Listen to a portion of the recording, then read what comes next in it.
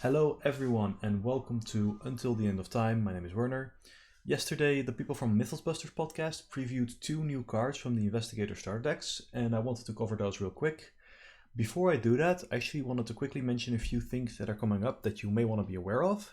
First of all, the 30th of April, we will be getting the live stream revealing the Infamous Conspiracy from FFG, so make sure to check in there for the new cycle that's being announced. I have no idea how it's going to look, but I still haven't heard FFG say that they've cancelled it, so I'm presuming it's happening.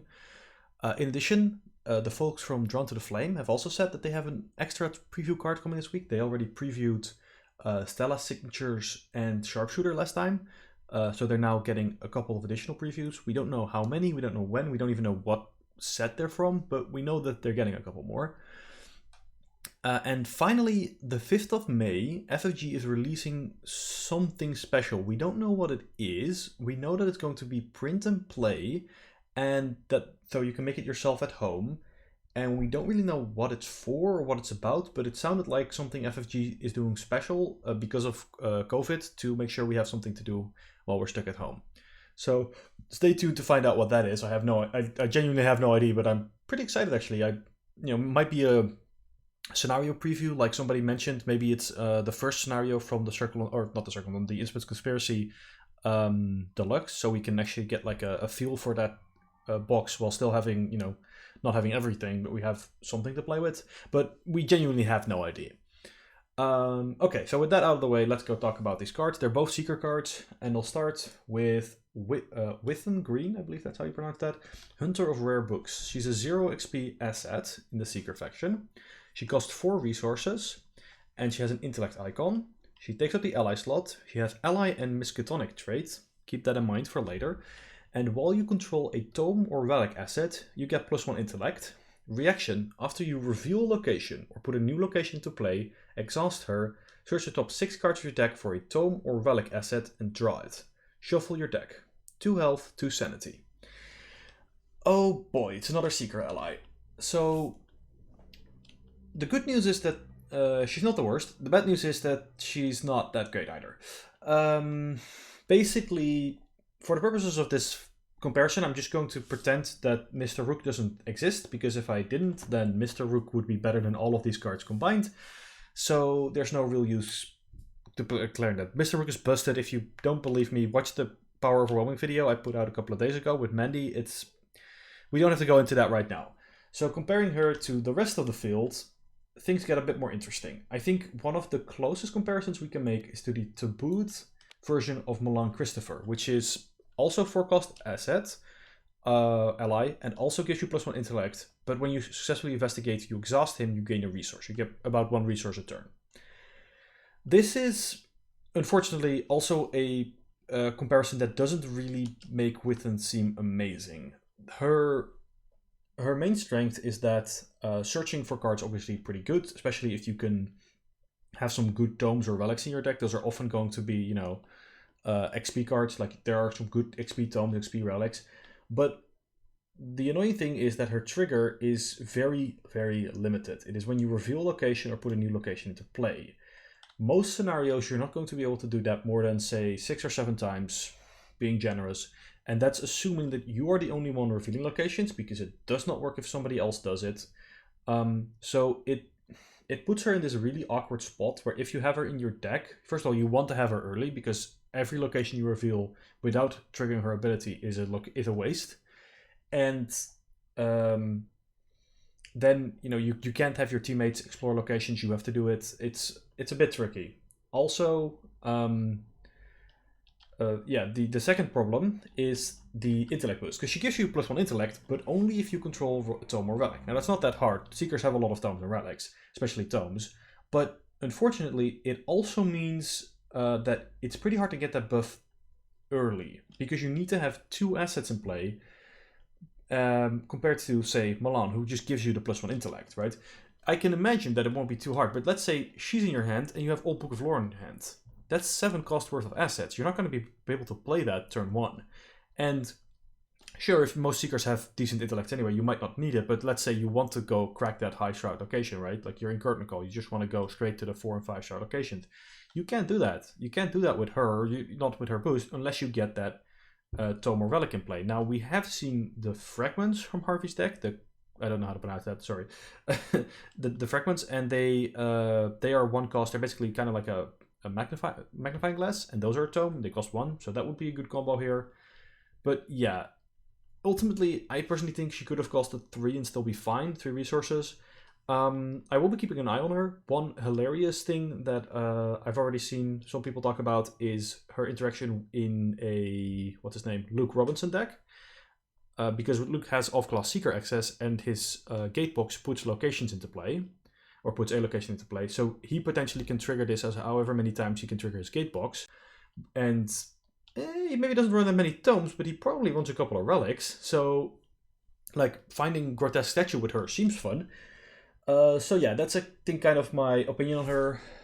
She fulfills a kind of unusual role in the Seeker party, and I definitely think she should, we should keep her in mind and not discount her immediately, because I think she has enough things going for her that are interesting to make me wonder if maybe I should just be playing like seeing ways to play her. Like maybe Unearth the Ancient, which is the Seeker card that you put a relic or any Seeker asset into play for free, but you have to pass an intellect test.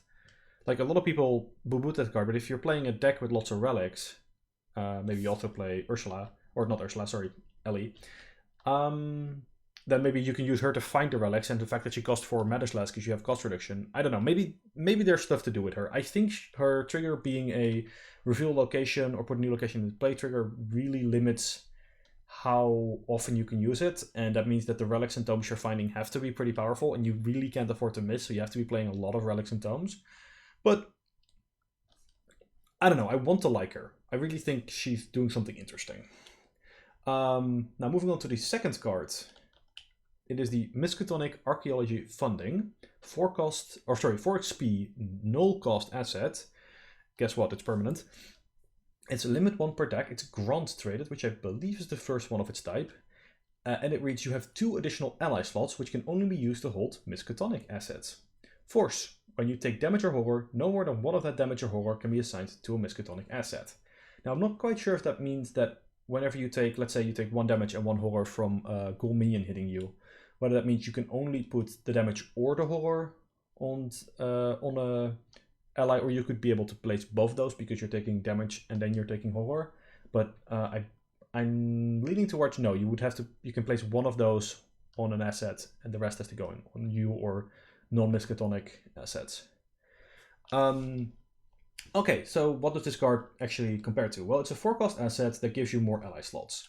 Compares to Charisma. It's the classic, it's the Dunwich card, 3 XP to get you an extra ally slot. So comparing XP to slots, this is a pretty good deal. That's not the whole story though, because you could already buy Charisma, and if you only ever need 2 ally slots, then you're probably fine just grabbing 1 Charisma. Most decks get away with running 5 allies in 2 slots, so that maybe means that you won't be running this in a deck that just is your regular Seeker deck. But a lot of the Miskatonic assets are cards like Lab Assistant, which have powerful or relatively powerful effects when they enter play and then just kind of stick around. Maybe they give a small benefit, maybe they have a little bit of soak. And those decks might be inclined to run more allies than normal. Arch Student as well. Enters play gives you a clue. Research Librarian, Find a Tome.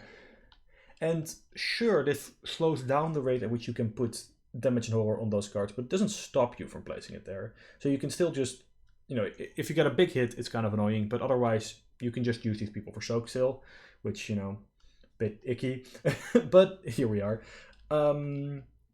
Now speaking of, what does this card hold? Which slots? Well, it can have all of the following allies: Dr. William T. Mallison, Lab Assistant, Art Student, Research Librarian, Milan, both taboo and non-taboo, and the XP card Abigail Foreman is also a Miskatonic ally, and it's worth pointing out because she's really, really, really strong.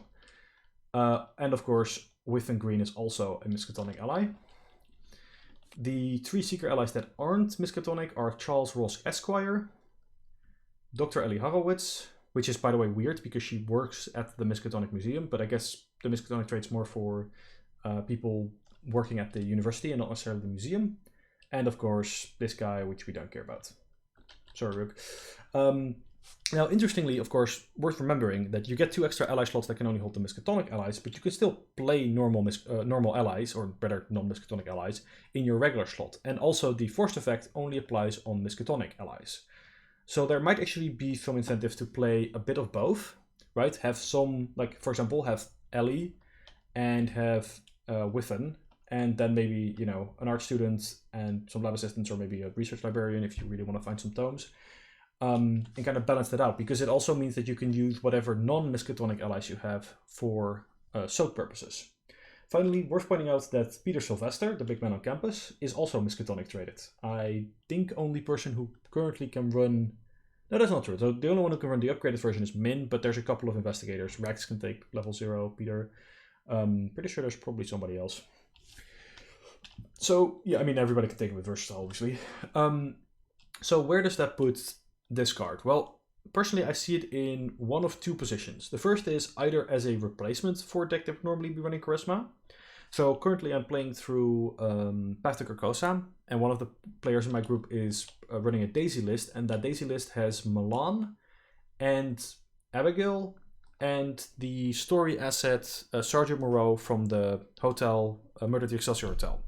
And I think that deck would prefer to run the archaeology funding over the charisma that she's currently running, because Daisy has enough cancels and counters to make the damage thing not matter as much. In fact, by playing the Sergeant, you don't really care as much because you can just soak it on the Sergeant. And having to only pay 4 XP for this rather than 3 XP twice for 2 charisma would be a nice boon there. Now the other deck, and I think there are multiple combinations possible that, like, you know, having one maybe non-Miskatonic ally, couple of Miskatonic allies, and just kind of, yeah, freeloading on those allies. The other combination is lots of ally slots, right? With the funding plus 2 charisma is 5 ally slots, which is basically pretty silly, and I also don't think that at the moment there's any deck that can reasonably draw an econ fast enough to make that possible. But I would like to try it because it seems like lots of fun, right? You just have all these allies. They're all giving you small boosts. One thing that's worth remembering, especially about Lab Assistant, is that she increases your maximum hand size. And we already saw, way back, one of my first videos, we saw Harvey really struggling with his hands, or with keeping this thing in play, because he was also running, I think it was either running Christopher or Rook or somebody else. Anyway, having just like 2 designated slots to put lab assistants in and just be like, these are my plus 2 hand size cards. They're not actually allies. I'm not treating them as allies. They don't even have soak as far as I'm concerned. They're just plus 2 hand size. When they enter, draw 2 cards. I can think of worse uses for 4 XP. I think this is a pretty decent thing to do. And like, we know Harvey draws fast enough. So yeah, I think there are some plays possible with this card. I definitely am more excited for this card than I am for Withen. Sorry, Withen. You just don't quite cut it in the current meta. There was one more thing I wanted to mention, which was that the allies you get during the Dunwich Legacy, you know, Armitage and the other guys, Rice and Warren, I believe, are all also Miskatonic traded. So if you're playing Dunwich Legacy as a Seeker, maybe definitely grab this over Charisma, because most of your allies are Miskatonic anyway, and then the allies you're getting from the story are also fitting in those slots quite nicely. So yeah, those are the 2 new cards, both from the Harvey deck. Thank you to Mythos Busters. Link is obviously in the description below. This is going to wrap things up for now. Before I end this video, I do want to apologize if this video is perhaps a bit short or not as informative as normal. I've been having some issues sleeping recently. I've been having a lot of issues with my foot, and it's been hurting a lot, so I've been waking up in the middle of the night, which is great.